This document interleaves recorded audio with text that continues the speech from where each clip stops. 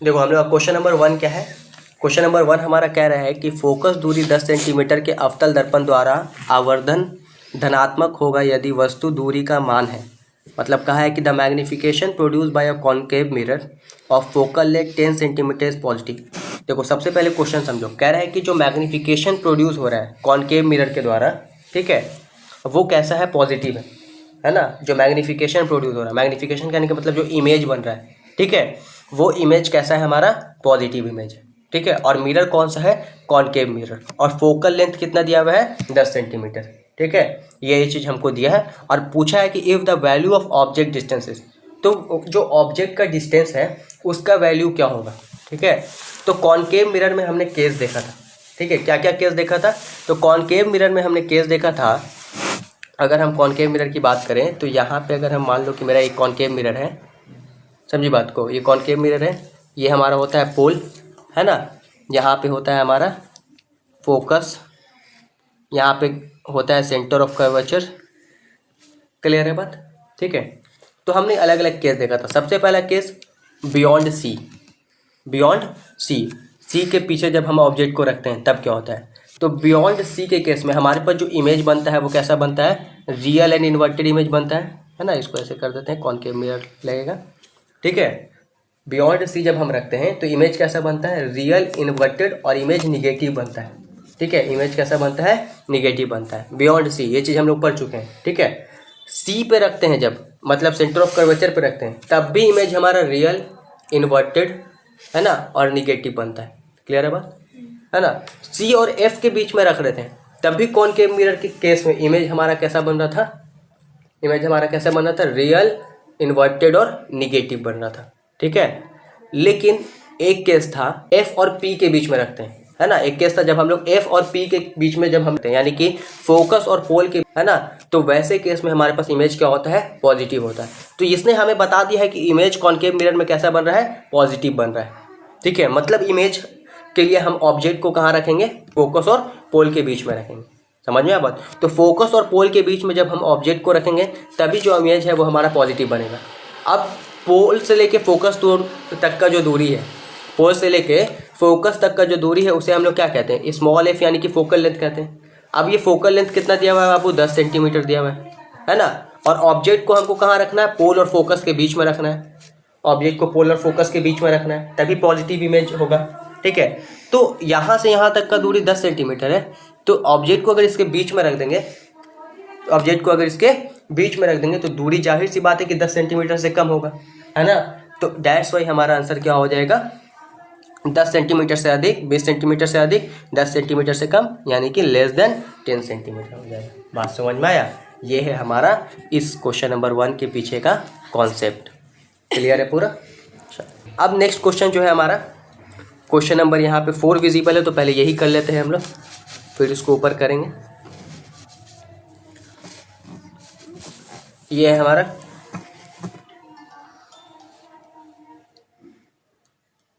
ये हमारा question number 4, ठीक है। कह रहा है a rectangular coil of a copper wire, ठीक है, एक कॉपर वायर है, उसका रेक्टेंगुलर कॉइल है, is rotated in a magnetic field, ठीक है, रोटेट किया गया एक मैग्नेटिक फील्ड में। The direction of the induce current in the coil change after, जो डायरेक्शन है तुम्हारा करंट का, ठीक है, इंड्यूस करंट का मैग्नेटिक फील्ड में, वो कैसे चेंज होगा। एवरी 1/4 रोटेशन, हर 1/4 रोटेशन पे होगा चेंज, या फिर एवरी हाफ रोटेशन पे चेंज होगा, या एवरी 1 रोटेशन, पूरे एक रोटेशन पे डायरेक्शन चेंज होगा, या फिर एवरी 2 रोटेशन, या 2 रोटेशन मान लेगा तब चेंज होगा। तो ये तो लॉजिक नहीं बनता है कि 2 रोटेशन मारेगा तब डायरेक्शन चेंज होगा। एक तो भाई हाफ मारा तो यहाँ से एक डायरेक्शन चेंज हो गया, फिर यहाँ से हाफ मारा तो फिर डायरेक्शन चेंज हो गया, है ना। तो जैसे ही हम देख रहे हैं कि हाफ रोटेशन हो रहा है तो डायरेक्शन क्या हो जा रहा है, चेंज हो जा रहा है ना। देखो अगर मान लो कि ये हमारा मैग्नेटिक फील्ड है, 20 से इंड्यूस करंट कर दिया, ठीक है, तो ये इसका जो डायरेक्शन है वो कैसे चेंज होगा, एक चक्कर जब यहाँ से यहाँ मान लिया तो एक हाफ में इधर डायरेक्शन हो गया, ठीक है, और फिर जो है ये फिर यहाँ से यहाँ तक फिर हाफ हो गया तो फिर डायरेक्शन इधर हो गया, ठीक है। तो डायरेक्शन कब चेंज हो रहा है, एवरी हाफ रोटेशन पे, है ना। हर हाफ रोटेशन के बाद जो है डायरेक्शन क्या हो जा रहा है, चेंज हो जा रहा है। बात समझ में आया, ठीक है। तो इसका आंसर क्या हो जाएगा हमारा, ऑप्शन नंबर बी हो जाएगा, एवरी हाफ रोटेशन। क्लियर है इतना बात, ठीक है। तो क्वेश्चन नंबर 2 हमारा क्या कह रहा है, कह रहा है कि on moving from focus toward the pole, ठीक है, फोकस से पोल की तरफ मूव करने पे, है ना। फोकस से पोल की तरफ मूव करने का मतलब क्या है कि ये हमारा, मान लो एक कॉनकेव मिरर रख दिया हमने, ये हमारा क्या होता है भाई, पोल होता है ना। ये हमारा क्या होता है, फोकस होता है, ठीक है। तो कहा है on moving from focus towards the pole, यानी फोकस से हम किधर जा रहे हैं, पोल की तरफ जा रहे हैं, ठीक है। तो the magnification in a concave mirror, यानी कि जो साइज ऑफ इमेज है वो कॉनकेव मिरर में कैसा होगा, बढ़ेगा, घटेगा, या सेम रहेगा, या फिर कुछ नहीं। तो हमने कई बार बता रखा है कि जब हम फोकस से पोल की तरफ जाते हैं, जैसे जैसे पास जाते हैं, जैसे जैसे मिरर के पास जाते हैं, वैसे वैसे साइज ऑफ इमेज क्या करता है, बढ़ता चला जाता है ना। जैसे जैसे पास जाते हैं वैसे वैसे साइज ऑफ इमेज बढ़ते जाता था। इसमें हम लोग 6 केस देखे थे कॉनकेव मिरर में, और उसमें हम जैसे जैसे हम पास जा रहे हैं, जैसे जैसे हम पास जा रहे हैं, इमेज जो है वो क्या हो रहा है, बढ़ते जा रहा है, ठीक है। तो याद रखना, जब हम फोकस से पोल की तरफ जाते हैं तो जो साइज ऑफ इमेज है इन अ कॉनकेव मिरर क्या होता है, बढ़ते जाता है, ठीक है। तो ऑप्शन नंबर ए जो है हमारा राइट आंसर हो जाएगा, ठीक है। अब हमारा क्वेश्चन नंबर 5 डिस्कस कर लेते हैं। The image of an ant is concave mirror is erect. अब देखो कहा है कि इमेज एक चींटी का कॉनकेव मिरर में इरेक्ट है, इरेक्ट यानी कि सीधा आ रहा है ना। And goes on increasing as the ant move along the principal axis. और प्रिंसिपल एक्सिस ये जो है, मान लो इसको यहाँ एक्स मानते हैं, ये वाई मानते हैं, तो ये एक्सिस हमारा क्या हो गया, प्रिंसिपल एक्सिस, ठीक है। तो ये प्रिंसिपल एक्सिस के अलॉन्ग मूव कर रहा है, ठीक है, एंट चींटी। The direction of motion of the ant is, तो डायरेक्शन ऑफ मोशन क्या होगा, है ना, डायरेक्शन ऑफ मोशन क्या होगा, समझे बात को, क्वेश्चन समझ में आया। एक बार और फिर से समझा रहे हैं, ठीक है।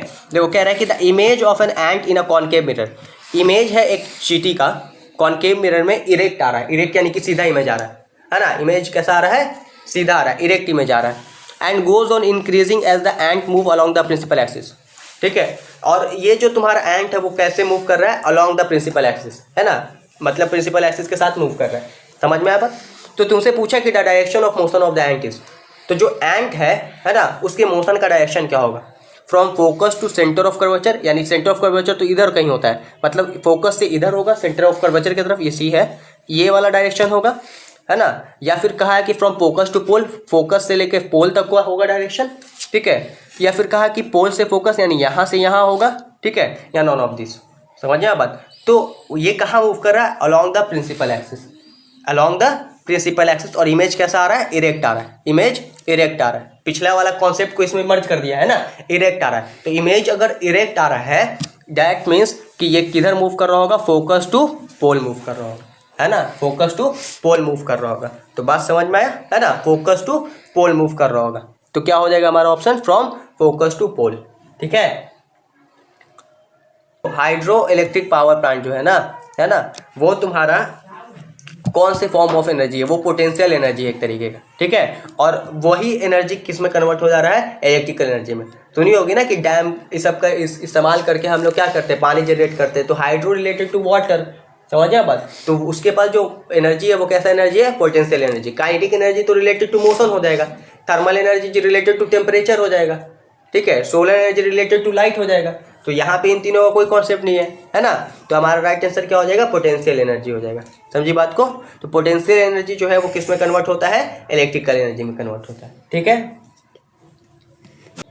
The radius of curvature of the lens of an eye is control by. अब हमसे पूछा है कि जो रेडियस ऑफ कर्वेचर है, radius of curvature of the lens, किसका, लेंस का। तो हम जब एक आई बनाते हैं, जब हम एक आई ड्रॉ करते हैं, तो उसमें हम दिखाते हैं ना कि हमारे पास क्या होता है, लेंस होता है ना, हमारे पास लेंस होता है। और वो लेंस को कौन होल्ड किया रहता है, सिलियरी मसल दोनों तरफ से क्या किया रहता है, वो होल्ड किया रहता है ना। दोनों तरफ से तुम्हारा सिलियरी मसल जो है क्या किया रहता है, होल्ड किया रहता है लेंस को। क्लियर है बात। तो हमसे पूछा है कि जो का जो कर्वेचर है, उसका जो रेडियस है, ठीक है, वो कौन कंट्रोल करता है, समझिए बात। ये जो लेंस है, हमारे आई का लेंस जो है, ठीक है, उसके कर्वेचर का जो रेडियस है वो कौन कंट्रोल करता है, रेटिना कंट्रोल करता है, आइरिस कंट्रोल करता है, या फिर प्यूपिल कंट्रोल करता है, या फिर सिलियरी मसल। तो देखो रेटिना तो पीछे होता है, इसके ऊपर तो इमेज बनता है ना। रेटिना जो है वो आई का सबसे इनर मोस्ट लेयर होता है, जहाँ पे इमेज बनता है, ठीक है। दूसरा तुम्हारा आइरिस, तो आइरिस तो तुम्हारा क्या हो गया, अगर हम आँख का ये वाला भाग देखें तो इसमें हमने बताया था, ठीक है, इसके अंदर था, समझी बात को। और फिर उसके अंदर जो है प्यूपिल हो जाता है, तो आइरिस हो गया, फिर प्यूपिल हो गया। और लेंस की जब हम बात करें तो लेंस को दोनों तरफ से कौन होल्ड के रखा रहता है, सिलियरी मसल्स, है ना। तो सिलियरी मसल्स का ही काम होता है कि ये क्या करता है, जो कर्वेचर है लेंस का, है ना, लेंस का जो कर्वेचर है उसको कंट्रोल करके रखता है। तो यहाँ पे हमारा राइट आंसर क्या हो जाएगा, सिलियरी मसल्स हो जाएगा। बात समझ में आया, ठीक है। Radius of curvature of the lens of an eye is controlled by ciliary muscles, ठीक है। किसके द्वारा कंट्रोल किया जाता है, सिलियरी मसल से। वाई, बिकॉज लेंस को दोनों तरफ से होल्ड करके पकड़ के कौन रखे रहता है, सिलियरी मसल्स ही रखे रहते हैं, ठीक है ना। सिलियरी मसल्स ही रखे रहते हैं बाय द सस्पेंसरी लिगामेंट। समझ में आया बात। नेक्स्ट है हमारा क्वेश्चन नंबर 7, 8 जितना डिस्कस होगा यहाँ पे कर लेंगे हम लोग। चलो देखो क्वेश्चन 7 कह रहा है why is the colour of some clouds white, ठीक है। ये तुमसे पूछ लिया है सीधा कि क्यों जो है क्लाउड का कलर वाइट होता है, रिफ्लेक्शन के वजह से या फिर स्कैटरिंग के वजह से या एब्जॉर्प्शन के वजह से या रिफ्रैक्शन की वजह से। तो रिफ्रैक्शन का तो ट्विंकलिंग ऑफ स्टार वाला कहानी है ना। रिफ्रैक्शन के वजह से ट्विंकलिंग ऑफ स्टार होते हुए हमें दिखता है, ठीक है। रिफ्लेक्शन होगा नहीं, यहाँ पे तो बाउंस बैक कर जाएगा लाइट, ठीक है। और एब्जॉर्प्शन भी नहीं होगा। एब्जॉर्प्शन में तो चीज़ क्या होता है, लाइट रे जो है एब्जॉर्ब किया जाता है, ठीक है। तो ये हमको वाइट इसलिए दिखता है क्योंकि यहाँ पे जो क्लाउड कैसे बना है, वाटर वेपर के तुम्हारे ड्रॉपलेट से, वाटर का जो ड्रॉपलेट है वो वेपर के फॉर्म में गया है ना। तो वही जो उसके जो छोटे छोटे तुम्हारे टाइनी वाटर ड्रॉपलेट्स होते हैं ना, ठीक है, वही रिस्पॉन्सिबल होते हैं और वो क्या करते हैं, स्कैटर, ठीक है। और उसी स्कैटरिंग के वजह से हमें क्या देखने को मिलता है, जो क्लाउड है वो व्हाइट कलर का देखने को मिलता है। बात समझ में आया, ठीक है। तो इसका हमारा आंसर क्या हो जाएगा, ड्यू टू स्कैटरिंग, ठीक है। स्कैटरिंग के वजह से जो है हमें जो क्लाउड है वो कौन से कलर का देखने को मिलता है, व्हाइट कलर का देखने को मिलता है। क्लियर है बात। अब नेक्स्ट क्वेश्चन है क्वेश्चन नंबर 8। सीधा सवाल है the SI unit of resistance is, है ना। इजी सवाल है कि रेसिस्टेंस का एसआई यूनिट क्या होता है, एम्पियर, वाट, ओम या वोल्ट, ठीक है।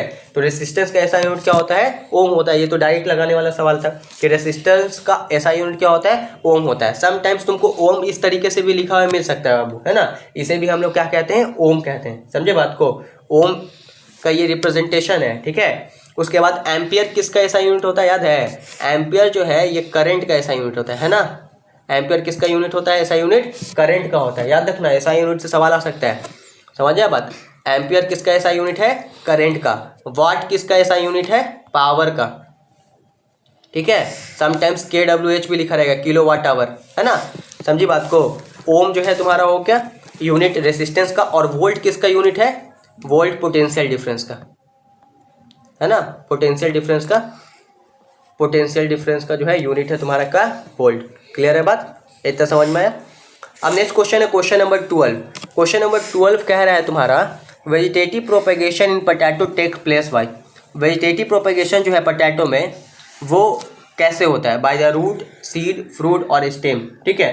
तो वेजिटेटिव प्रोपेगेशन का मतलब क्या है, एसेक्सुअल रिप्रोडक्शन इन प्लांट में जो एसेक्सुअल रिप्रोडक्शन हो रहा है ना, उसी को हम लोग कहते हैं वेजिटेटिव प्रोपेगेशन। तो पोटैटो में कैसे होता है, रूट के थ्रू होता है, सीड के थ्रू होता है, फ्रूट के थ्रू होता है या स्टेम के थ्रू। तो इसमें किसके थ्रू होता है बाबू, स्टेम के थ्रू होता है ना। बताए थे इसमें किसके थ्रू होता है, स्टेम के थ्रू। लीफ के थ्रू किसमें होता है, ब्रायोफाइलम में। याद रखना ये सब बात, है ना। लीफ के थ्रू किसमें होता है, ब्रायोफाइलम में, ठीक है। अब यहाँ पे जो है वहाँ पे आया है, देखो 11 में क्या है, एन एग्जाम्पल ऑफ प्लांट हार्मोनीज, है ना। प्लांट हार्मोन का एग्जाम्पल हमसे पूछा है। क्वेश्चन नंबर 11 में पूछा है कि कौन सा जो है प्लांट हार्मोन का एग्जाम्पल है, और उसका ऑप्शन जो है आपका इधर दिया हुआ है ना। उसका ऑप्शन जो है आपका इधर दिया हुआ है। और ऑप्शन क्या क्या है, ऑप्शन है हमारा IAA, TSH, ACH और ACTH। अब देखो बात को यहाँ पे समझो, ये सब हटा देते हैं कचरा, ठीक है। देखो प्लांट हार्मोन का एग्जांपल हमें बताना है ना। तो देखो TSH जो है वो थायराइड स्टिमुलेटिंग हार्मोन है। थायराइड स्टिमुलेटिंग हार्मोन है, तो ये कहाँ होता है, हम लोग के बॉडी में होता है, ह्यूमन बॉडी में, ठीक है। वहाँ से सीक्रेट होता है। ACH नाम का तो कोई हार्मोन हम सुना नहीं है अभी तक, ठीक है। ACH लगता है मिस प्रिंटिंग हुआ होगा या फिर उधर से कोई दिक्कत होगा, है ना। ACH नाम का हार्मोन कोई हम तो अभी तक नहीं सुने, इसलिए हमको लगता है कि एग्जिस्ट नहीं करता है। और ACTH एडिनोकॉर्टिकोट्रॉफिक हार्मोन, ये भी ह्यूमन बींग्स में प्रेजेंट होता है, ठीक है। तो हमारा TSH और ACTH जो है भाई ह्यूमन बींग्स में प्रेजेंट हो गया, ठीक है। और ACH का कोई एग्जिस्टेंस हमको दिख नहीं रहा है क्योंकि हमने कभी सुना नहीं, हो सकता है मिस प्रिंटिंग हुआ होगा। और IAA जो तुम्हारा हार्मोन है ना, इसको ऑक्सिन भी कहते हैं हम लोग। इसको हम लोग और क्या कहते हैं, ऑक्सिन भी कहते हैं। याद रखना, ये पूछा जा सकता है, इसको और क्या कहा जाता है, IAA को ऑक्सिन भी कहा जाता है ना। तो ये जो हार्मोन है ना, यही तुम्हारा प्लांट हार्मोन का एग्जाम्पल है, ठीक है। ये तुम्हारा प्लांट हार्मोन का क्या है, एग्जाम्पल है। नेक्स्ट है, हम क्वेश्चन नंबर 9 कर लेते हैं। The ozone layer is depleted by, एकदम सिंपल सवाल है, ठीक है, कि ओजोन लेयर में जो छेद हो रहा है ना, वो किसके वजह से हो रहा है? एटीपी के वजह से हो रहा है, या क्लोरोफ्लोरोकार्बन के वजह से हो रहा है, या एनएडीपी के वजह से हो रहा है, या डीडीटी के वजह से हो रहा है? बहुत बढ़िया, ये किसके वजह से हो रहा है? क्लोरोफ्लोरोकार्बन की वजह से, सीएफसी के वजह से, ठीक है। और कई बार ये भी सवाल पूछा है कि क्लोरोफ्लोरोकार्बन कहाँ से निकलता है? एसी से निकलता है, जेट इंजन से निकलता है, रेफ्रिजरेटर से निकलता है। ये सब बात याद रखना है, ठीक है। ये सब डायरेक्ट लगाने वाला सवाल है, इसमें टाइम वेस्ट नहीं करना है, ठीक है। नेक्स्ट हम लोग बात करते हैं क्वेश्चन नंबर 13 के लिए।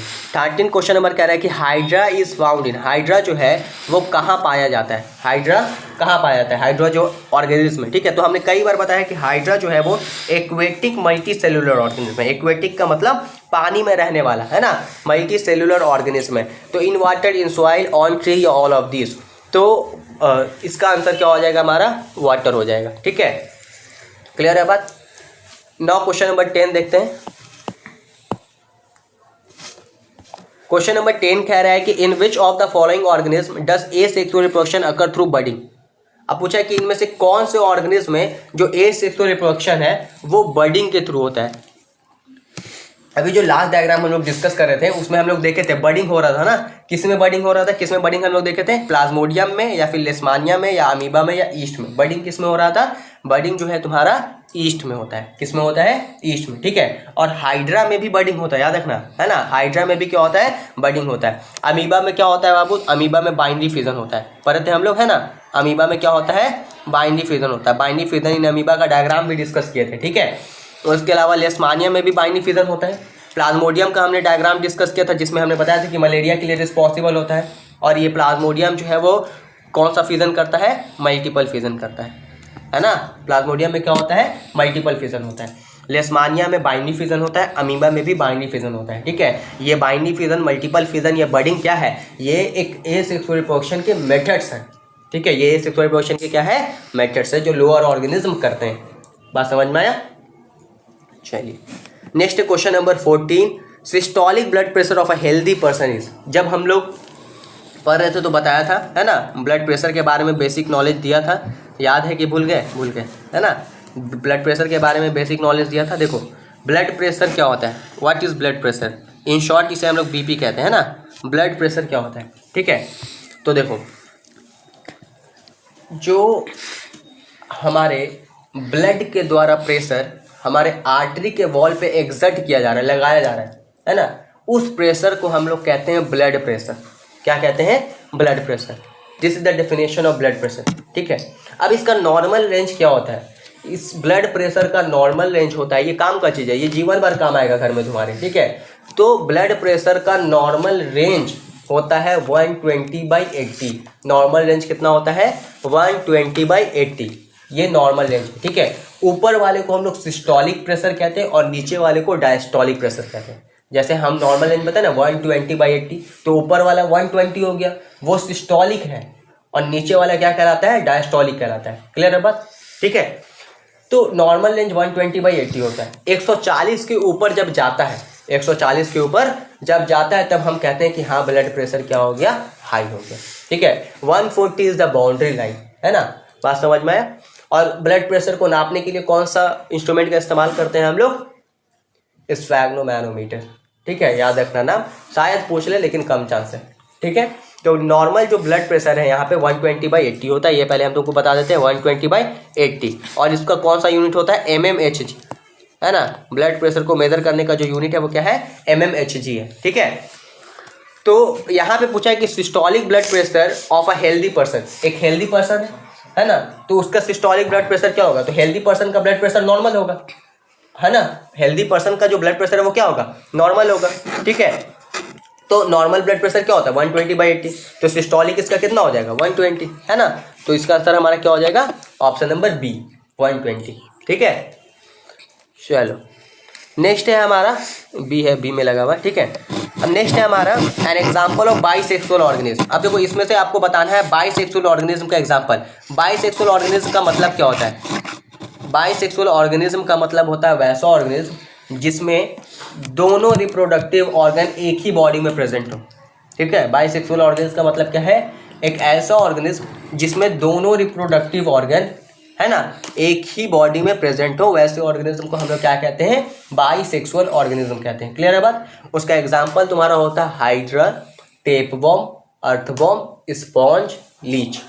ठीक है, ये सारे तुम्हारे बाइसेक्सुअल के तुम्हारे क्या है, एग्जाम्पल है। समटाइम्स हम लोग बाइसेक्सुअल एनिमल्स को हर्माफ्रोडाइट भी कहते हैं। क्या कहते हैं, हर्माफ्रोडाइट। ठीक है, तो यहाँ पे ऑप्शन क्या है, हाइड्रा, मैन, फिश, गॉड। तो इसका हमारा राइट आंसर क्या हो जाएगा, हाइड्रा हो जाएगा। ठीक है। अच्छा, ये भी याद रखना कि अभी के समय में ह्यूमन बींग्स में भी हमें ये केस देखने को मिला है बाइसेक्सुअल का, है ना, बाइसेक्सुअल का। तो लेकिन ये रेयरली है। अगर मोस्टली हम देखें ह्यूमन बींग्स क्या है, यूनिसेक्सुअल है, मेल अलग है और फीमेल अलग है। ठीक है, तो उसको कंसीडर हम लोग नहीं करेंगे।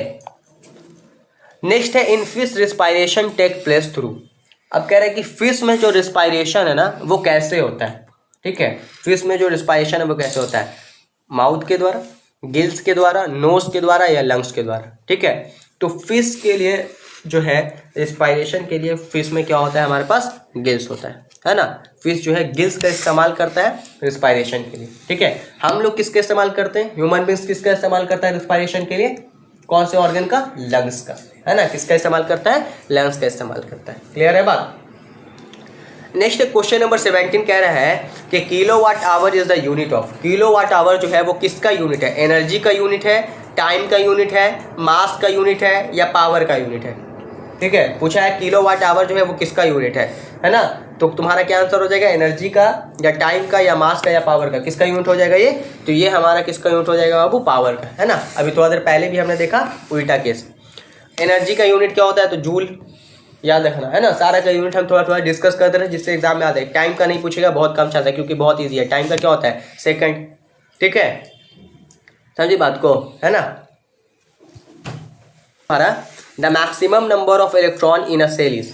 ठीक है, एक सेल में मैक्सिमम नंबर ऑफ इलेक्ट्रॉन कितना हो सकता है। यहाँ पे 4n² है, 3n² है, 2n² है और n² है। ये क्वेश्चन तैयार होगा, समझ गया बात। बाकी इसका इलेक्ट्रॉन इन अ सेल, एक सेल में। ठीक है, यहाँ पे बहुत सारी बातें होगी, ऑर्बिट की बात होगी, सेल्स की बात होगी, तब जाकर समझ में आएगा। 4 तरीके का सेल होता है, K, L, M, N। ठीक है, ये सब पूरा डिटेल में जब आएंगे ना तब इसके अंदर का बात तुमको समझ में आएगा।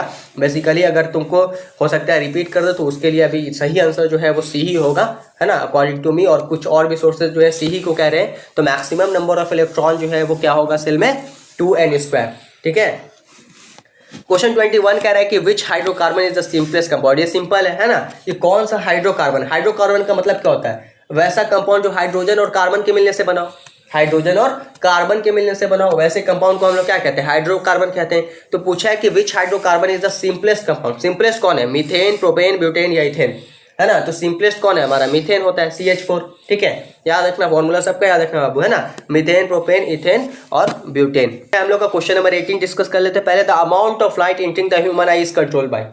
जो अमाउंट ऑफ लाइट इंटर करता है हमारे आंखों में, है ना, उसको कौन कंट्रोल करता है। देखते हो कभी हम ज़्यादा लाइट में जाते हैं, कभी कम लाइट में जाते हैं। तो ये जो अमाउंट ऑफ लाइट है जो हमारे आंखों में इंटर करता है वो किसके द्वारा कंट्रोल किया जाता है ना। ऑप्शन ए है तुम्हारा सिलियरी मसल्स, ऑप्शन बी है प्यूपिल, ऑप्शन सी है कॉर्निया और ऑप्शन डी है आइरिस। ठीक है, तो इसको कंट्रोल किया जाता है किसके द्वारा, आइरिस के द्वारा, है ना। देखो बीच में हमारे पास क्या होता है, प्यूपिल होता है। बीच में क्या होता है हमारे पास, प्यूपिल। अब प्यूपिल के अराउंड क्या होता है हमारे पास, आइरिस होता है। ठीक है, प्यूपिल के अराउंड आइरिस होता है, समझ गया बात। तो आइरिस जो है ना ये क्या कर रहा है, कंट्रोल कर रहा है अमाउंट ऑफ लाइट्स को जो इंटर कर रहा है हमारे आंखों में। बात समझ में आया। ठीक है, हाँ। अब देखो गूगल देखोगे तो कहाँ क्या बताया है भाई, प्यूपिल बताया है, समझ गया बात। लेकिन इसका according to me, according to concept जो आंसर होगा वो क्या होगा, आइरिस होगा, है ना। बाकी अच्छा सोर्स किताब उताब भी आइरिस को ही लेके चल रहा है कॉन्सेप्ट के बेसिस पे। ठीक है, बोला ना ये जो शुरू का 40 क्वेश्चन था ना उसमें कुछ क्वेश्चन का लेवल अच्छा था बिहार बोर्ड का, है ना। शुरू का 40 क्वेश्चन, बाकी तो हम बता चुके हैं 80 क्वेश्चन देगा। 4 क्वेश्चन का लेवल नॉर्मल रहेगा जिसमें से आपको 40 बनाना है। 20 क्वेश्चन आपका कचरा रहेगा। कचरा नहीं मतलब क्या, अननेसेसरी है तुम्हारे लिए वो क्वेश्चन क्या है, अननेसेसरी है। ठीक है, जहाँ क्वेश्चन दिखे कि बहुत ताम झाम कर रहा है आगे बढ़िए, समय को बर्बाद नहीं करना है एग्जाम में। ठीक है, इस बात को याद रखना है, समझ में आया बात। आगे देखते हैं, देखो कह रहा है कि which of the following metal has the lowest melting point, कौन से मेटल का जो मेल्टिंग पॉइंट है वो लोएस्ट होता है, ठीक है, लोएस्ट मेल्टिंग पॉइंट होता है, सोडियम का, कॉपर का, आयरन का या एल्यूमिनियम का, ठीक है, कौन से मेटल का जो है वो लोएस्ट मेल्टिंग पॉइंट होता है। तो सोडियम का हमारा क्या होता है बाबू, मेल्टिंग पॉइंट काफ़ी लो होता है ना। हम लोग पढ़े थे भी कि जब हम सोडियम को क्या करते हैं, अपने पाम पे रखते हैं, अपने हथेली पे रखते हैं, तो वो पिघलना स्टार्ट कर देता है ना, ये चीज़ पढ़े थे। तो दैट्स वाई जो मेल्टिंग पॉइंट है सबसे लोएस्ट किसका हो गया, सोडियम का हो गया। क्लियर है। नेक्स्ट क्वेश्चन है हमारा, the atomic number of gold is, atomic number जो है वो गोल्ड का कितना होता है। तो कुछ एलिमेंट्स का एटॉमिक नंबर याद रखना, सिल्वर का, गोल्ड का, मरकरी का, है ना, ये सब कुछ कॉमन एलिमेंट्स हैं, समझे बात को, इसको याद कर लेना और शुरू से 1 से 20 तक का याद कर लेना, ठीक है। तो एटॉमिक नंबर ऑफ गोल्ड जो है वो कितना होता है, 79 होता है, ठीक है, इसको तो तुमको याद ही करना होगा। एटॉमिक नंबर जो है गोल्ड का कितना होता है, 79। गोल्ड को कैसे रिप्रेजेंट किया था, सिंबल क्या है इसका, AU, है ना। सिल्वर का क्या है, AG, ठीक है, समझ आया। मरकरी का क्या है, HG, ठीक है, ये सारा चीज़ याद रखना है, इंपॉर्टेंट है ये सब। हो सकता है यहाँ पे the atomic number of AU लिख दे, समझ गया बस। क्वेश्चन नंबर 19 कह रहा है कि which is a conventional source of energy, है ना, इनमें से कौन जो है conventional source of energy. Conventional source of energy का मतलब होता है वैसा एनर्जी जिसे हम काफ़ी लंबे समय से यूज़ करते आ रहे हैं, ह्यूमन बींग्स उसको काफ़ी लंबे समय से इस्तेमाल करते आ रहे हैं। न्यूक्लियर एनर्जी सोर्स, ये तो नया है अभी, है ना, अगर देखें उस तरीके से। जियोथर्मल एनर्जी सोर्स या बायोमास, तो बायोमास का इस्तेमाल जो है ह्यूमन बींग्स लंबे समय तक करते आ रहे हैं, ठीक है। तो वो हमारा क्या हो जाएगा, कन्वेंशनल सोर्स ऑफ एनर्जी हो जाएगा, ऑप्शन नंबर C, ठीक है। और यहाँ पे विजिबल है, इसके बारे में पहले डिस्कस कर लेते हैं, फिर उसके बाद देखेंगे, ठीक है। क्या विच of the following is a salt, इसमें से आपको पहचानना है कि साल्ट कौन है। पहला है HCl, नाम अगर पूरा देखोगे तो हाइड्रोक्लोरिक एसिड, तो ये तो एसिड हो गया, साल्ट कहाँ से हो जाएगा, है ना। दूसरा है तुम्हारा NH4OH, OH है तो भाई हाइड्रोक्साइड हो गया यानी कि बेस, ठीक है। उसके बाद NaOH, फिर सोडियम हाइड्रोक्साइड हो गया, फिर बेस, तो 3 तो कड़ी का तो एक ही को बचा, है ना। तो हमारा राइट आंसर क्या हो जाएगा, ऑप्शन नंबर D, K2SO4, ठीक है। ये हमारा साल्ट है, ये कैसे बनता है, एसिड और बेस के रिएक्शन से ये साल्ट बनता है ना। 25, the removal of water in the form of vapour, ठीक है, वाटर को रिमूव कर रहे किस फॉर्म में, वेपर के फॉर्म में, थ्रू स्टोमाटा, किसके थ्रू, स्टोमाटा के through, from the aerial part of plant is called, ठीक है। मतलब सिंपल है कि removal of water from plants, है ना, removal of water from plants क्या कहलाता है, ऑस्मोसिस, ट्रांसपायरेशन, एक्सक्रीशन या डिफ्यूजन। तो हम कई बार बता चुके हैं, पहला चैप्टर में भी बताया था, है ना, कि removal of water from plant in the form of water vapour is known as transpiration, है ना, इसको हम लोग क्या कहते हैं, ट्रांसपायरेशन कहते हैं, ठीक है। और यही अगर कहते हैं रिमूवल ऑफ वेस्ट मटेरियल, ठीक है, फ्रॉम द बॉडी, है ना, from the body is known as excretion, क्या कहला जाएगा, एक्सक्रीशन कहला जाएगा। क्लियर है बात। नेक्स्ट है हमारा, open circulatory system is found in, ये ओपन सर्कुलेटरी सिस्टम जो है वो कहाँ पाया जाता है, ठीक है, ये पूछा है, ठीक है, ओपन सर्कुलेटरी सिस्टम कहाँ पाया जाता है। तो वापस से सवाल ये उठता है सबसे पहले कि ओपन सर्कुलेटरी सिस्टम होता क्या है। ओपन सर्कुलेटरी सिस्टम का मतलब होता है वैसा सर्कुलेटरी सिस्टम जहाँ पे वेसल्स है ये नहीं है, पाइप है ये नहीं है, सारा ब्लड डायरेक्ट है और उस ब्लड में ऑर्गन डूबे हुए हैं, ठीक है, वैसे सर्कुलेटरी सिस्टम को हम लोग क्या कहते हैं, ओपन सर्कुलेटरी सिस्टम। वो ब्लड जो है ना वो डायरेक्ट न्यूट्रिएंट सप्लाई कर रहे हैं ऑर्गन को, वहाँ पे कोई पाइप वाला कनेक्शन नहीं है, कोई वेसल्स नहीं है, जैसे हम लोग के बॉडी में वैसा कनेक्शन वहाँ पे नहीं है, ठीक है। वैसे सर्कुलेटरी सिस्टम को हम लोग कहते हैं ओपन सर्कुलेटरी सिस्टम, ठीक है, जहाँ पे वेसल्स ये सब नहीं है, जहाँ पे पाइप ये सब नहीं है, ठीक है, ऑर्गन सीधा डूबे हुए हैं खून में और वहाँ से न्यूट्रिशन प्राप्त कर रहे हैं। ऐसा किस में होता है, ऐसा आर्थ्रोपोड्स में होता है, किस में होता है, आर्थ्रोपोड्स में। अब लोग आर्थ्रोपोड्स कौन होते हैं, तो एनिमल को 11 ग्रुप में बांटा गया था, है ना, उसमें से एक ग्रुप है तुम्हारा आर्थ्रोपोड। क्लियर है बात, है ना। तो ऑप्शन ए है तुम्हारा पिजन, बटरफ्लाई, मैन, कैट, ठीक है, तो इसका आंसर क्या हो जाएगा, बटरफ्लाई, ठीक है। आर्थ्रोपोडा में तुम्हारे मोस्टली इंसेक्ट ये सब आते हैं, ठीक है, याद रखना, ठीक। पर 30 देखते हैं, the carrier of oxygen in blood. अब देखो ब्लड में ऑक्सीजन को कौन कैरी करता है, ब्लड में ऑक्सीजन को कौन कैरी करता है, फैट, हार्मोन, हीमोग्लोबिन या कार्बोहाइड्रेट, ये पूछा है, ठीक है। तो जो हमारा ऑक्सीजन है उसको कौन कैरी करता है ब्लड में भाई, फैट करता है या हार्मोन करता है या हीमोग्लोबिन करता है या कार्बोहाइड्रेट, है ना। तो देखो ऑक्सीजन कैरी करने का काम होता है हीमोग्लोबिन का, किसका काम होता है? हीमोग्लोबिन का। याद रखना है ना, ऑप्शन नंबर सी यानी कि हीमोग्लोबिन का काम होता है ऑक्सीजन को कैरी करना। याद रखना ये इंपॉर्टेंट है कि एक हीमोग्लोबिन 4 ऑक्सीजन के मॉलिक्यूल को एक बार में कैरी करता है। ठीक है, एक हीमोग्लोबिन 4 ऑक्सीजन के मॉलिक्यूल को एक बार में कैरी करता है। हीमोग्लोबिन क्या है? तो हीमोग्लोबिन, हीम मतलब आयरन है ना, और इसमें एक प्रोटीन होता है तुम्हारा, आयरन और प्रोटीन के मिलने से बनता है हीमोग्लोबिन। हीमोग्लोबिन के बारे में याद रखना, सवाल क्या क्या आ सकता है इससे रिलेटेड थोड़ा सा बात कर लेते हैं। हीमोग्लोबिन का नॉर्मल रेंज कितना होता है? तो 12 से 16 ग्राम पर ml of blood. 1 ml blood होता है ना, जैसे सिरिंज लेके आते हैं जब डॉक्टर साहब, तो देखना कि 1 ml 2 ml 3 ml लिखा रहेगा। तो 1 ml ब्लड में 12 से 16 ग्राम जो है तुम्हारा हीमोग्लोबिन होना चाहिए। हीमोग्लोबिन कहाँ होता है? आरबीसी में, रेड ब्लड सेल में। पूछेगा हीमोग्लोबिन कौन से सेल में होता है, रेड, व्हाइट या प्लेटलेट, तो कहना हीमोग्लोबिन रेड ब्लड सेल में होता है। ठीक है, और उसी के वजह से, हीमोग्लोबिन के वजह से ही हमारा बॉडी का जो रेड ब्लड सेल है वो कैसा दिखता है? रेड दिखता है, क्योंकि हीमोग्लोबिन लाल पिगमेंट है। ऐसा ही एक कॉन्सेप्ट प्लांट में चला जाता है, क्लोरोफिल के वजह से प्लांट हमारा ग्रीन दिखता है। क्लोरोफिल कहाँ प्रेजेंट है? क्लोरोप्लास्ट में। क्लियर है पूरा कहानी? चलिए आगे बढ़ते हैं। क्वेश्चन नेक्स्ट है हमारा, the tiger is a consumer of, है ना। ये ट्रॉफिक लेवल का कहानी है, ट्रॉफिक लेवल का डायग्राम डिस्कस किए थे।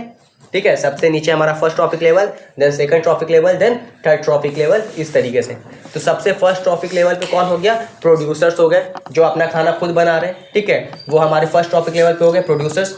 जो उनको खा रहे हैं वो सेकंड ट्रॉफिक लेवल पे हो गए, यानी हार्बीवोरस। और हार्बीवोरस को कौन खा रहा है? कार्निवोरस, तो वो हो गए थर्ड ट्रॉफिक लेवल पे। क्लियर है बात? तो यहाँ पे हमारे पास पूछा है कि टाइगर जो है वो कौन से लेवल पे होंगे, फर्स्ट ट्रॉफिक लेवल पे, सेकंड ट्रॉफिक लेवल पे, या थर्ड ट्रॉफिक लेवल पे, या नॉन ऑफ दिस। तो ये कौन से लेवल पे हो जाएंगे? थर्ड ट्रॉफिक लेवल पे हो जाएंगे, है ना, क्योंकि ये क्या है? कार्निवोरस है ना।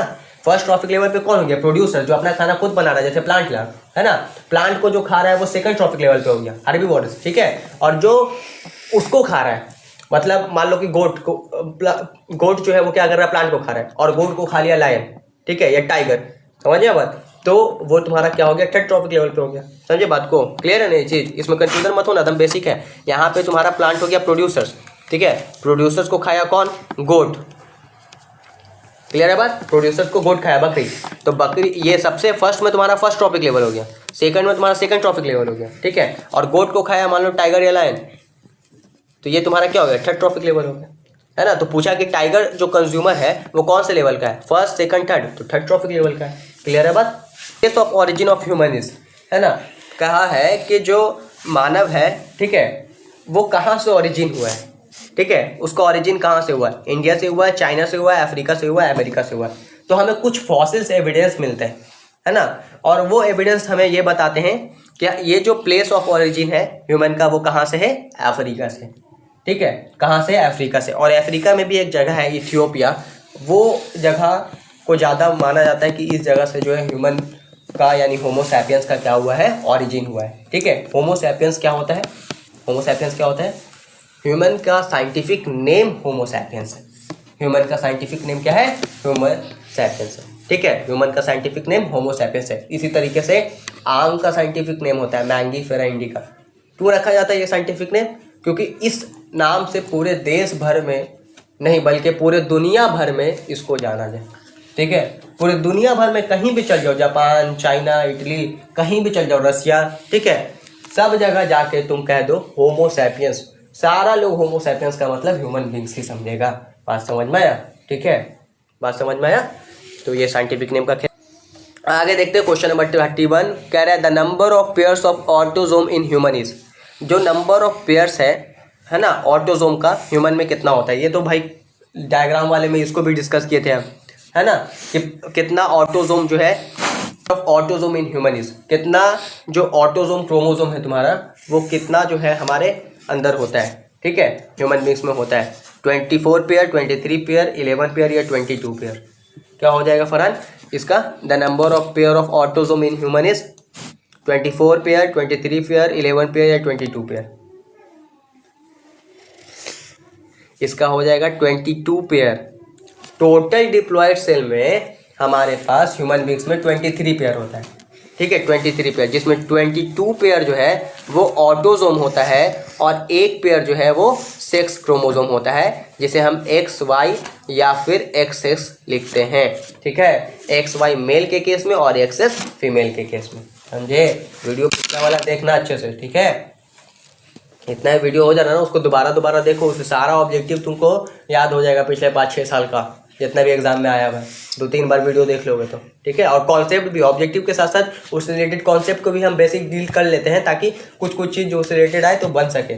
ठीक है, तो सारा वीडियो अभी से।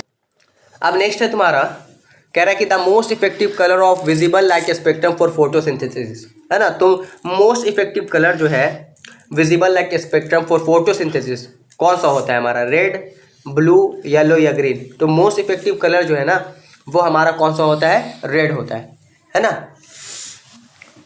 नेक्स्ट है तुम्हारा question number 28, peristaltic movement is found in. Peristaltic movement कहाँ पाया जाता है? कोलोन में, फूड पाइप में, पैनक्रियाज में या स्मॉल इंटेस्टाइन में? कोलोन क्या है? कोलोन तुम्हारा क्या है? ये लार्ज इंटेस्टाइन का पार्ट हो जाएगा, है ना। स्मॉल इंटेस्टाइन का कौन कौन पार्ट होता है? Duodenum, jejunum, ileum. याद रखना, ये भी पूछ सकता है, स्मॉल इंटेस्टाइन का कौन कौन पार्ट होता है? डुओडेनम, जेजुनम, इलियम, ये तीनों स्मॉल इंटेस्टाइन का पार्ट है ना। स्मॉल इंटेस्टाइन और लार्ज इंटेस्टाइन का जब हम कंपैरिजन करते हैं तो हम बताए थे कि स्मॉल इंटेस्टाइन बस इसे कहा जाता है, लेकिन अगर हम बाय द लेंथ बात करें तो लेंथ में स्मॉल इंटेस्टाइन बड़ा होता है as compare to large intestine, है ना। जो स्मॉल इंटेस्टाइन है वो बड़ा होता है। तो क्यों कहते हैं इसको स्मॉल इंटेस्टाइन? क्योंकि इसका जो ल्यूमेन है स्मॉल इंटेस्टाइन का वो कम होता है as compare to large intestine. तो on the basis of lumen के बेसिस पे नाम रखाया गया है स्मॉल इंटेस्टाइन और लार्ज इंटेस्टाइन। आज समझ में आया? ठीक है, तो ये कॉन्सेप्ट याद रखना। अच्छा, तो पेरिस्टाल्टिक मूवमेंट कहाँ होता है भाई? हमारा फूड पाइप में होता है। कहाँ होता है? फूड पाइप में, है ना। जो खाना हम लोग खाते हैं तो वो फूड पाइप में ही पेरिस्टाल्टिक मूवमेंट होता है, कॉन्ट्रैक्शन और रिलैक्सेशन होता है, और उससे जो हमारा फूड है वो स्टमक तक पहुंच पाता है। ठीक है, तो उसी मूवमेंट को हम लोग पेरिस्टाल्टिक मूवमेंट कहते हैं। हो सकता है नेक्स्ट ईयर एग्जाम में पूछ ले तुमसे कि एंटी पेरिस्टाल्टिक मूवमेंट किसके लिए होता है। तो मान लो खाना जो है ऊपर से गया नीचे, है ना, तो ये तुम्हारा चला गया स्टमक में। अब मान लो ये एंटी पेरिस्टाल्टिक मूवमेंट हो जाएगा तो खाना स्टमक से कहाँ? माउथ में, और माउथ से बाहर।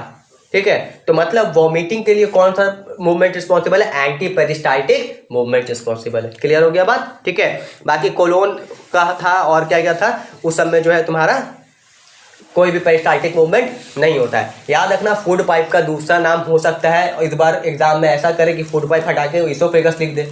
ठीक है, तो फूड पाइप का दूसरा नाम क्या होता है? इसोफेगस। और विंड पाइप का दूसरा नाम ट्रैकिया होता है। क्या होता है? ट्रैकिया होता है। क्लियर है बात? समझ में आया ये चीज? ठीक है, नेक्स्ट क्वेश्चन हम लोग डिस्कस करते हैं, the valency of all electro elements in a group of the periodic table is. अब देखो, पीरियोडिक टेबल में हमारे पास टोटल नंबर ऑफ ग्रुप कितने हैं? मॉडर्न पीरियोडिक टेबल में टोटल नंबर ऑफ ग्रुप कितने होते हैं हमारे? 18 होते हैं। पढ़ चुके हैं हम लोग, है ना। टोटल नंबर ऑफ ग्रुप, ठीक है, पीरियोडिक टेबल में कितने होते हैं? 18 होते हैं। और total number of period periodic table में कितने होते हैं? 7 होते हैं। ये चीज बेसिक नॉलेज है, याद रखना है, सवाल आ सकता है। ठीक है, अब हमसे लेकिन पूछा है कि the valency of all element in a group of the periodic table, है ना। किसी एक ग्रुप में जितने भी एलिमेंट हैं, क्या उनका वैलेंसी सेम होता है? क्या उनका वैलेंसी डिफरेंट होता है? क्या उनका वैलेंसी सेम और डिफरेंट दोनों हो सकता है? या क्या उनका वैलेंसी इनमें से कुछ नहीं होता है? तो हमारा राइट आंसर क्या होगा कि जब हम एक ग्रुप को देखते हैं, ठीक है, तो उसमें जितना भी एलिमेंट है उसका वैलेंसी ग्रुप वाइज अगर हम देखें तो उसका वैलेंसी बाबू सेम होता है। वैलेंसी क्या होता है? सेम होता है। लेकिन जब हम पीरियड वाइज देखते हैं, है ना, तो लेफ्ट टू राइट जाने पर जो वैलेंसी है वो बदलता है। क्लियर है बात? ठीक है, नेक्स्ट क्वेश्चन है हमारा, configuration of an element is 287। अब एक एलिमेंट का कॉन्फ़िगरेशन दे दिया है, इलेक्ट्रॉनिक कॉन्फ़िगरेशन, ठीक है, एक एलिमेंट का दे दिया है 287। What is the atomic number of this element? Atomic number क्या होगा? जोड़ दो सबको, है ना, 8 × 10 = 17, है ना। 17 किसका होता है एटॉमिक नंबर? क्लोरीन का। ठीक है, नेक्स्ट है question number 34, which of the following is use as an alcohol. हमने बताया था ना कि as a alcohol, as a liquor, है ना, एज अ लिक्योर हम लोग किसका इस्तेमाल करते हैं? इथेनॉल का, मिथेनॉल का, प्रोपेनॉल का, इथेनॉइक एसिड। ये जब हम बना रहे थे ना मिथेनॉल इथेनॉल, तो हम बोले थे कि देखो यही जो है शराब है, और ये कौन था? इथेनॉल, है ना। इथेनॉल को ही एज अ शराब, एज अ लिक्योर जो है इस्तेमाल किया जाता है। ठीक है, याद रखना किसका इस्तेमाल किया जाता है? इथेनॉल का। ठीक है। अच्छा मिथेनॉल, ये अब देखो काहे कभी कभी शराब पॉइजनस हो जाता है, बनाने समय इथेनॉल बनाना था, बन गया मिथेनॉल, तो मिथेनॉल जो है वो क्या होता है तुम्हारा पॉइजनस हो जाता है, पॉइजनस है ये, ठीक है, जहरीला है। क्लियर है बात, है ना। अच्छा प्रोपेनॉल कहाँ यूज़ किया जाता है, तो जो सैनिटाइजर आता था ना, कहते हैं ना कि सैनिटाइजर मत छीटिए उसमें अल्कोहल है, कौन सा अल्कोहल है ये तो समझो, उसमें प्रोपेनॉल है। क्या है, प्रोपेनॉल है, उसमें वो वाला अल्कोहल नहीं है जिसे हम लोग पीते हैं, है ना, उसमें क्या है प्रोपेनॉल है। तो प्रोपेनॉल जो है वो कहाँ होता है बाबू, सैनिटाइजर में, याद रखना इसको, ठीक है। और नेक्स्ट है इथेनोइक एसिड, तो ये तो एसिड है, इसका तो कोई लॉजिक ही नहीं बनता है ना। इथेनोइक एसिड का दूसरा नाम याद रखना क्या होता है, विनेगर, और विनेगर का एक और नाम है एसिटिक एसिड। ये नाम पे बहुत ज़्यादा सवाल आ सकता है ना, एसिडिक एसिड। क्लियर है बात, एसिटिक एसिड, विनेगर या इथेनोइक एसिड। ऐसा ही हमने बताया था फॉर्मिक एसिड का दूसरा नाम क्या था, मेथेनोइक एसिड। बात समझ में आया, ठीक है। तो यहाँ पे क्लियर है क्वेश्चन कि which of the following is use as an alcohol यानी लिक्वर, ठीक है, मतलब पीने के लिए क्या इस्तेमाल किया जाता है, इथेनॉल, मिथेनॉल, प्रोपेनॉल या इथेनोइक एसिड, इथेनॉल, ठीक है। कौन सा अल्कोहल, इथेनॉल, है ना। मिथेनॉल कैसा होता है, पॉइजनस जहरीला होता है। प्रोपेनॉल एज अ सैनिटाइजर में इस्तेमाल किया जाता है। और इथेनोइक एसिड को विनेगर या एसिटिक एसिड कहा जाता है। नाउ क्वेश्चन नंबर 38 हम लोग डिस्कस करते हैं। कह रहा है duralumin is an alloy of which metal. Duralumin जो है वो किस मेटल का एलॉय है, इसके नाम से पता चल रहा है ना, इसके नाम से पता चल रहा है, खुद कह दिया कि duralumin is an alloy of which metal, तो एल्यूमिनियम का ये एलॉय होता है। किसका एलॉय होता है, एल्यूमिनियम का एलॉय। एलॉय क्या होता है, alloy is the mixture of metal, है ना। एलॉय क्या है, मिक्सचर ऑफ मेटल है ना, कई सारे मेटल के मिलने से बनता है एलॉय। तो ड्यूरालुमीन जो है, ड्यूरालुमीन वो तुम्हारा कौन से मेटल का एलॉय है, एल्यूमिनियम का। अब बोलोगे कि आप तो बोल रहे हैं कि मिक्सचर ऑफ मेटल एलॉय होता है, तो यहाँ तो खाली आप एल्यूमिनियम बता रहे हैं, तो एल्यूमिनियम ज़्यादा होता है, एल्यूमिनियम ज़्यादा होता है। उसके अलावा कॉपर भी होता है 5% के आसपास, 4% के आसपास कॉपर भी होता है ना। 95% के आसपास तुम्हारा एल्यूमिनियम भी होता है ना, ठीक है। उसके अलावा मैंगनीज भी होता है और मैग्नीशियम भी होता है ड्यूरालुमीन में। क्लियर है, 0.05 जो है तुम्हारा हो जाएगा मैंगनीज और मैग्नीशियम। बात समझ में आया, ठीक है। और 4% तुम्हारा हो जाएगा कॉपर और 95% तुम्हारा हो जाएगा एल्यूमिनियम। और इस तरीके से जो मिल के जो एलॉय बना, उस एलॉय का नाम हमने रख दिया ड्यूरालुमीन। क्लियर है बात। नाउ क्वेश्चन नंबर 39 कह रहा है तुम्हारा कि क्वेश्चन नंबर 39 कह रहा है the molecular formula of sodium phosphate. ये तो सीधा सवाल है कि सोडियम फॉस्फेट का मॉलिक्यूलर फॉर्मूला क्या होगा, Na2PO4, Na3PO4, Na2PO4 का ट्राइस और Na2PO4। तो इसका जो मॉलिक्यूलर फॉर्मूला है वो हमारा क्या हो जाता है, Na3PO4, है ना। नेक्स्ट क्वेश्चन मूव करते हैं हम लोग 35 नंबर क्वेश्चन, ठीक है। 35 नंबर क्वेश्चन क्या कह रहा है कि what is the number of element in the third group of the periodic table. बढ़िया सवाल है ये, क्योंकि यहाँ पे बच्चा गलती करेगा, और हालांकि हम जब पढ़ाए थे तब बताए थे पीरियोडिक टेबल के थर्ड ग्रुप में नंबर ऑफ एलिमेंट कितना है। तो जब हम पीरियोडिक टेबल देखते हैं तो ये फर्स्ट ग्रुप, सेकंड ग्रुप, फिर यहाँ से तुम्हारा छोटा हो जाता है, फिर ये ऐसे हो जाता है कुछ इस तरीके से, ठीक है। तो फर्स्ट ग्रुप, सेकंड ग्रुप, यहाँ पे थर्ड ग्रुप। तो ऐसे अगर जब हम देखते हैं तो यहाँ पे 4 ही एलिमेंट हमको दिखता है ना। लेकिन हम बताए थे कि थर्ड ग्रुप में लैंथेनाइट्स और एक्टिनाइट्स ये दोनों ऐड हो जाता है ना। थर्ड ग्रुप में जो पीरियोडिक टेबल का थर्ड ग्रुप है उसमें लैंथेनाइट और एक्टिनाइट दोनों ऐड हो जाता है। और लैंथेनाइट में हमने देखा था 14 एलिमेंट था और एक्टिनाइट में भी 14 एलिमेंट था। तो 14 तुम्हारा हो गया 28, है ना। और 4 एलिमेंट ऐसे है, तो 28 और 4 32। तो टोटल ग्रुप 3 में तुम्हारा कितना एलिमेंट होता है, 32 होता है। और अगर तुमसे पूछेगा कि कौन से ग्रुप में, अगर तुमसे ये भी पूछ सकते हैं कि कौन से ग्रुप में सबसे ज्यादा एलिमेंट होता है, वापस तो तुम्हारा ग्रुप 3 हो जाएगा आंसर, ठीक है। ग्रुप 3 में सबसे ज्यादा एलिमेंट होते हैं, सबसे ज्यादा नंबर ऑफ एलिमेंट होते हैं। बात समझ में आया। तो पूछा था हमसे क्या कि what is the number of element in the third group of periodic table. Third group जो है पीरियोडिक टेबल का, उसमें नंबर ऑफ एलिमेंट क्या होगा, 18, 12, 10, 8। ये इसी का है भाई, तो गलत लगता है ऑप्शन दे दिया का। यहाँ पे तुम्हारा 32 हो जाएगा, ठीक है। यहाँ पे क्या हो जाएगा, 32 हो जाएगा। बात समझ में आया, है ना। चलो आगे। अब नेक्स्ट क्वेश्चन है हमारा क्या, which is use in solar cell. Solar cell में हम लोग किसका इस्तेमाल करते हैं, यूरेनियम का, प्लास्टिक का, सिलिकॉन का या फिर प्लूटोनियम का। ठीक है, तो देखो सोलर सेल में हम लोग सेमीकंडक्टर का इस्तेमाल करते हैं। किसका इस्तेमाल करते हैं, सेमीकंडक्टर का। और सेमीकंडक्टर कौन है हमारा, सिलिकॉन है। समझे बात को, सेमीकंडक्टर कौन है बाबू, सिलिकॉन है। ठीक है, ऑप्शन नंबर सी। क्लियर है। यूरेनियम बॉम्ब ये सब बनाने में याद रखना, यूरेनियम जो है, जो एटॉमिक बॉम्ब ये सब बनता है ना, उसमें इस्तेमाल किया जाता है यूरेनियम का। इसलिए जिस कंट्री के पास यूरेनियम जितना ज़्यादा उसको मिलता है ना, उतना ज़्यादा वो पावरफुल कंट्री बन जाता है। ठीक है, याद रखना इस बात को। तो 40 नंबर क्वेश्चन कह रहा है कि the structural and functional unit of kidney, कई बार बता चुके हैं है ना। स्ट्रक्चरल और फंक्शनल यूनिट ऑफ किडनी कौन होता है, यूरिनरी ब्लैडर नहीं भाई, ये तो रीनल सिस्टम का पार्ट है। ग्लोमेरुलस नहीं, बोमेंस कैप्सूल नहीं, इसका आंसर क्या हो जाएगा, नेफ्रॉन, है ना। Structural and functional unit of kidney nephron. ठीक है, और अगर तुमसे पूछ लेगा structural and functional unit of nervous system, neuron, है ना। Structural and functional unit of nervous system, nervous system का अगर पूछेगा तो न्यूरॉन कहेंगे, है ना, NEURON, न्यूरॉन। और structural and functional unit of kidney पूछेगा तो नेफ्रॉन। कंफ्यूज नहीं होना है। ठीक है, और पूछ लेगा structural and functional unit of life, तब क्या कहेंगे, सेल। ठीक है, तो हम लोग का सिर्फ 36 हो गया था, 37 भी हो गया था ना, डाइलेक्ट्रॉनिक कॉन्फ़िगरेशन। तो 40 क्वेश्चन जो है आज हम लोग डिस्कस करते हैं, बाकी क्वेश्चन जो है नेक्स्ट क्लास में हम लोग डिस्कस करेंगे।